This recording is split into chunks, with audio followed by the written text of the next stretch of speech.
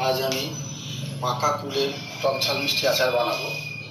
তো আচার বানাতে যে সমস্ত উপকরণগুলি লাগবে: শুকনো লঙ্কা, ধনে, জিরে, মৌরি, মেথি, আজওয়াইন, কাশ্মীরি লঙ্কা, পাঁচফোড়ন, নুন, সর্ষের তেল, এটা হচ্ছে ভিনিগার আর গুড়।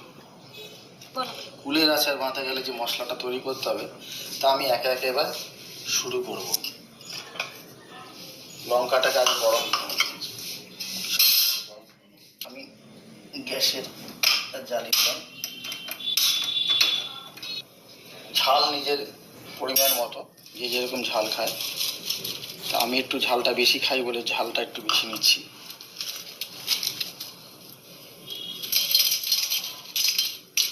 আমার অনেকটা পরিমাণে লঙ্কা, তো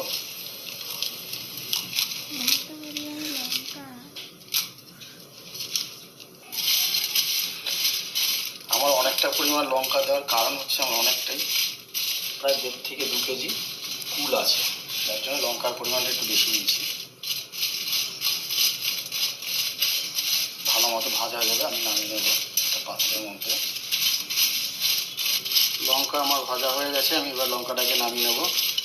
পরবর্তী যে আইটেম হয় সেগুলি ভাজতে থাকবো। এবার আমি এই তিনটে একসাথে ভাজবো। জিরে,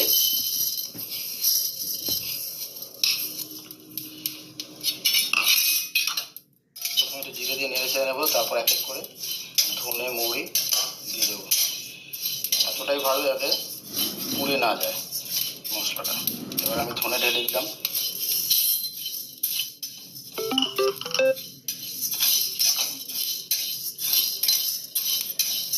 তারপর মৌরি।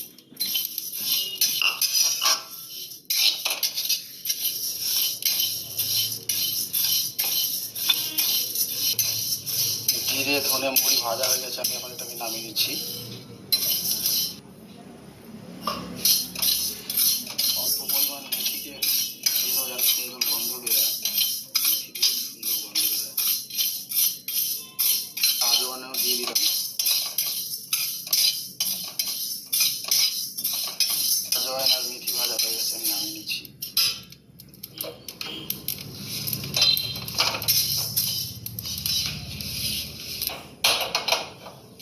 যতক্ষণে মশলাগুলো যে ভাজলাম যেগুলি ঠান্ডা হচ্ছে, ততক্ষণে আমি গুড়ের জলটা বানিয়ে নিচ্ছি। গুড়ের জল বানাতে গেলে আগে এখানে জল ঢেলে নিই কড়াই।